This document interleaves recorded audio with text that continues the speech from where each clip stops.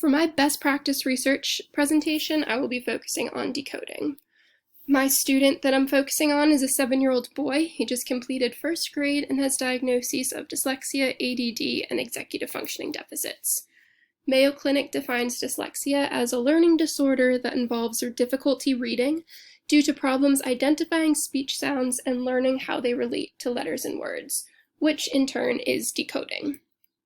So the current practices in place in my classroom for Matthew and his decoding education is explicit phonics instruction using Wilson's Tier 1 Foundations program, Tier 2 reading intervention each day with a reading specialist based on Orton-Gillingham methodology, as well as small group controlled teaching and learning environments provided throughout the day. Matthew's dyslexia diagnosis affects his ability to accurately and fluently decode words. Therefore, he needs explicit instruction and practice to build the foundational skills that will enable him to relate the letters he sees to the sounds he knows efficiently and independently. 3 strategies to help Matthew accomplish this are tracking, blending using blending wheels, and self-teaching. So the first strategy to focus on is tracking. So tracking and identifying letters visually represented is the first step in decoding a word, and because of Matthew's ADD and dyslexia, he is already facing a challenge because of this.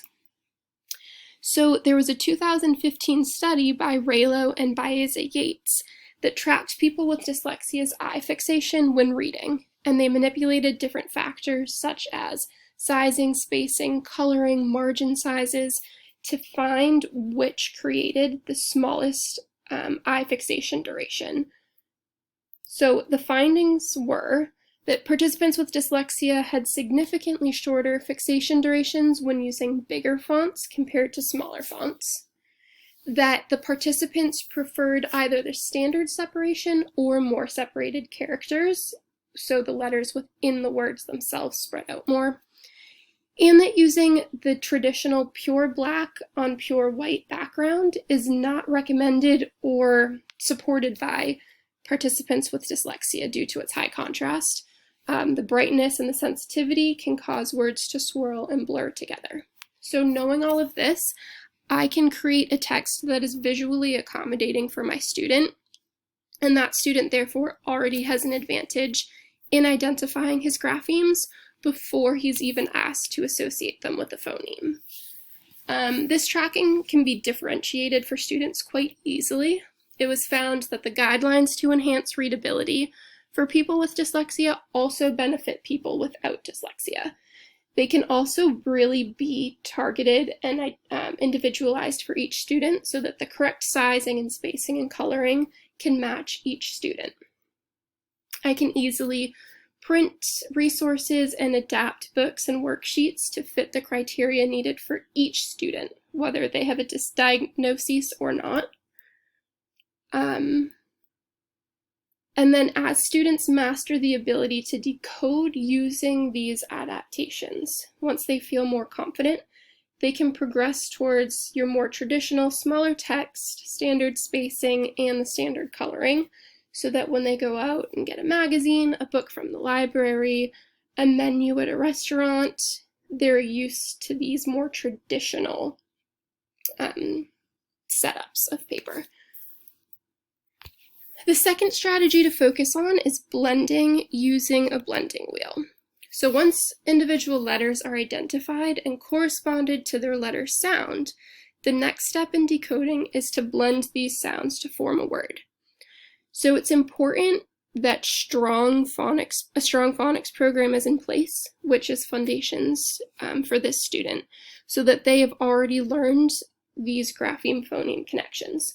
Using Foundations, they encourage a finger tapping and sliding method where each phoneme gets a tap of a finger and the thumb then blends the fingers together.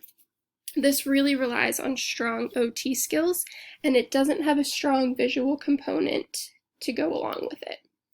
So blending and segmenting are the most sophisticated phonemic skills and the most important for application to decoding. Therefore, it's really important to have a resource to practice this strategy.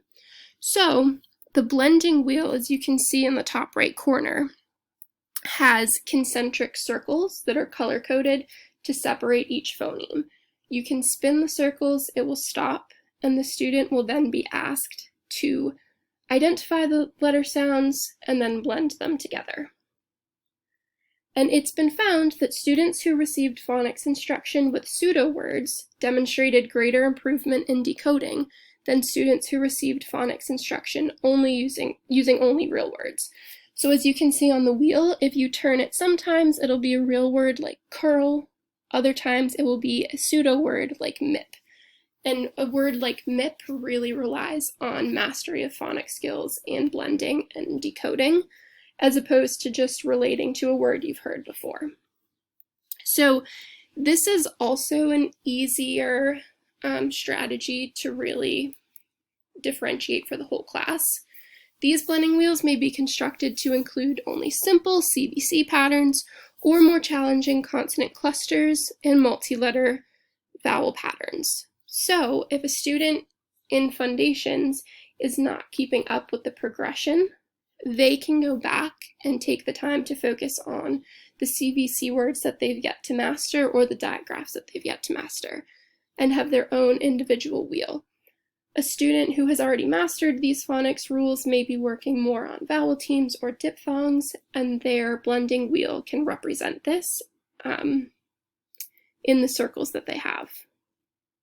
Another way it can be differentiated is these wheels will be introduced during small group reading time, and as different rules and phonics patterns are being practiced in the small group, those wheels will be worked on with the teacher. As the students begin to master these skills and begin to understand how to work the wheel more independently, they can take it off for independent practice during reading, phonics time, writing, or whatever it may be. The final strategy to work on is self-teaching. So decoding is essentially reading words that you have heard but never seen at a young age. Through tracking and blending, along with strong Tier 1 phonics instructions, students will be given the tools to decode.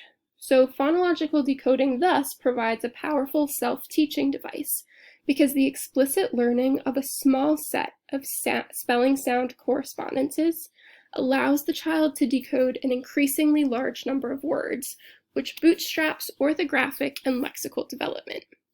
So as the student learns more spelling sound correspondences or these phoneme-grapheme connections that are presented during Tier 1 Foundations, they're able to apply those and decode an increasing level of words.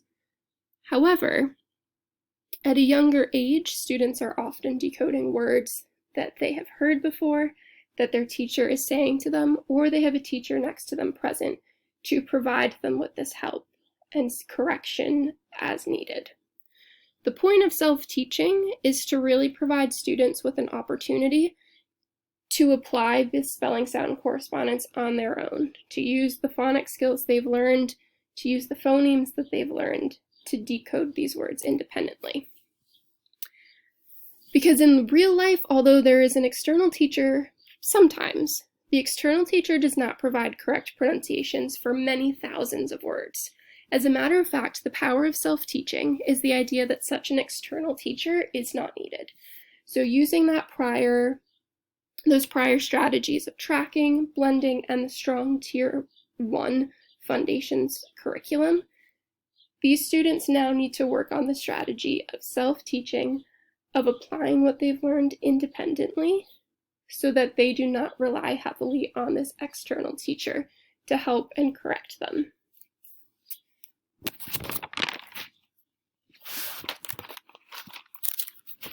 So, the way that this can be differentiated is that the more grapheme-phoneme correspondences are developed, the more students will be able to decode. Therefore, in small group instruction, whatever each student or group of students is ready to learn can be taught, can be practiced, and can then be applied to self-teaching and independent word solving. As students progress through their reading levels, they often meet with guided reading or strategy groups less frequently, and there is more time for them to do independent reading throughout the day. in this sense, once they have really built these decoding skills, once their independence has increased, they're going to be really tested in their self-teaching abilities. Now, after all of this is put in place, it's important to assess to see what students have learned. As mentioned earlier, Lane and Pullen found that instructing students using real and pseudo words led to the greatest levels of improvement, so both types of words must be assessed. The Quick Phonics Screener, or QPS, is an informal phonics assessment that can be used to diagnose a student's strengths and instructional needs in phonics and decoding skills. There are words in isolation, as well as nonsense or pseudo words in isolation, as well as real words in context in sentences, so therefore it is assessing everything that has been practiced. And the formatting can be modified so that students have the correct sizing and color that they need, and they will be asked to blend phonemes to decode real and nonsense words containing learned phonics rules. In conclusion, decoding is a foundational skill for all of reading and is a precursor for comprehension, spelling, writing, and cross-disciplinary success. Explicit instruction in teaching graphemes, blending the corresponding phonemes, all while building independence using self-teaching, will result in readers with strong decoding skills. However, one implication is that there is a need to simultaneously focus on fluency and comprehension, but as decoding becomes more automatic, a benefit is that fluency and comprehension will follow. And finally, another solution is that lower achieving readers simply read less during the school day than their higher achieving peers, spending more instructional time on other activities. It is so important that these readers, along with this additional instructional time, are given opportunities to read and to apply everything they've learned. I'm really eager to apply all of these strategies to my students and to see their success in other areas of improvement.